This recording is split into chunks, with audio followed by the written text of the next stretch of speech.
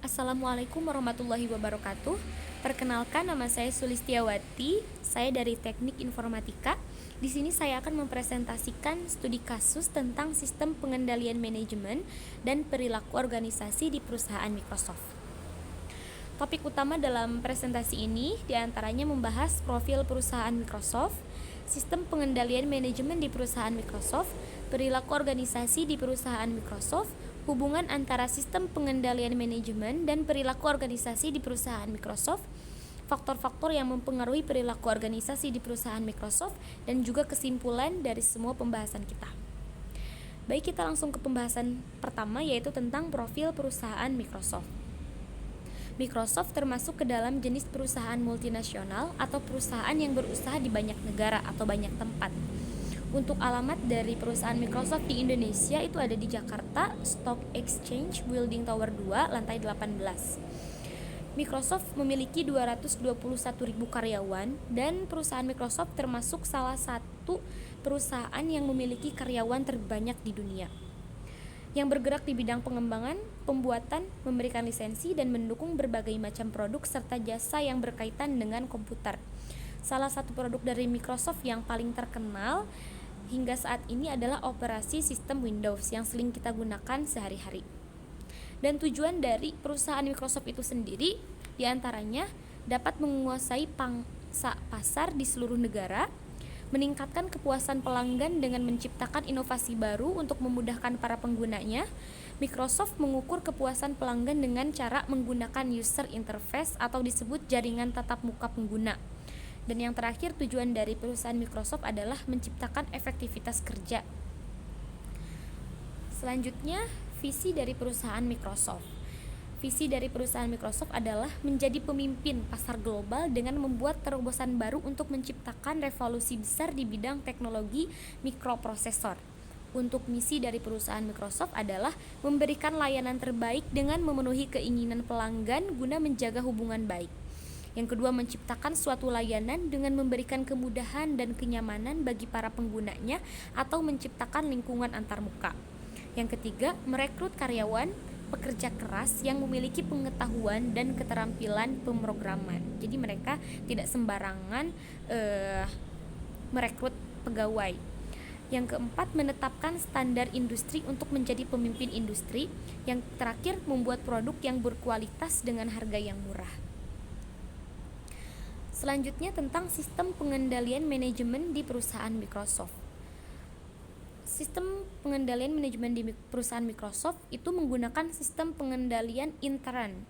Pengendalian intern atau kontrol intern didefinisikan sebagai suatu proses yang dipengaruhi oleh sumber daya manusia dan teknologi informasi yang ada di perusahaan Microsoft itu sendiri, yang dirancang untuk membantu organisasi mencapai suatu tujuan atau objektif tertentu.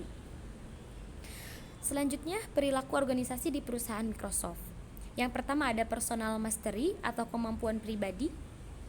Jadi dari sistem pengendalian manajemen ini sangat berhubungan dengan perilaku organisasi. Di antaranya, para karyawan diharapkan mengembangkan kapasitas pribadi mereka untuk mencapai tujuan mereka sendiri dan tujuan perusahaan yang pada gilirannya diatur untuk mendukung usaha pribadi tersebut. Yang kedua, mempunyai mental models atau model mental, yaitu mengembangkan cara berpikir yang benar untuk mengendalikan tindakan dan juga keputusan. Yang ketiga, shared vision atau visi bersama, komitmen dari semua anggota terhadap tujuan organisasi dan cara untuk mencapai tujuan tersebut. Yang keempat, team learning atau pembelajaran kelompok, mengeksploitasi kenyataan bahwa hasil pemikiran kelompok lebih besar ketimbang jumlah total dari pemikiran perorangan. System thinking atau pemikiran sistem, bertindak dengan dasar pemahaman bahwa tindakan dan keputusan tidak dapat berdiri sendiri, tetapi mempunyai implikasi dalam perusahaan secara keseluruhan. Oke, selanjutnya core values Microsoft. Yang pertama ada rasa hormat. Mereka menyadari bahwa pikiran, perasaan, dan latar belakang orang lain sama pentingnya dengan pikiran, perasaan, dan latar belakang dari perusahaan Microsoft itu sendiri.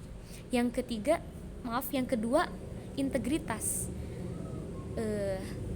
Perusahaan Microsoft menuntut para karyawannya untuk berintegritas atau jujur, beretika, dan harus dapat dipercaya.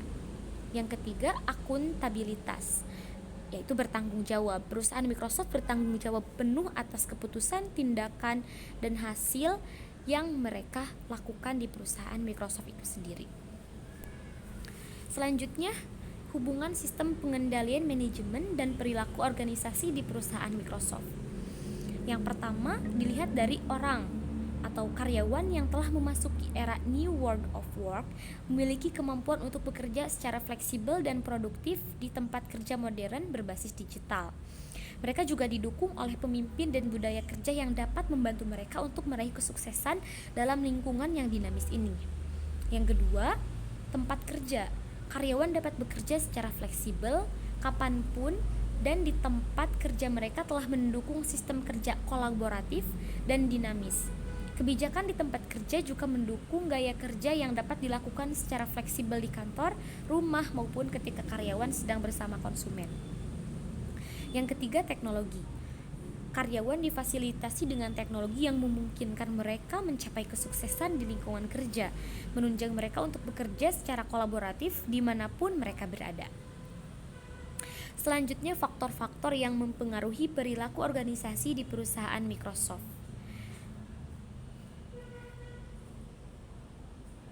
Dengan mempunyai sistem pengendalian manajemen intern, Microsoft memiliki nilai integritas, kejujuran, keterbukaan, kesempurnaan pribadi, self-kritik, konstruktif, terus-menerus perbaikan diri, dan saling menghormati.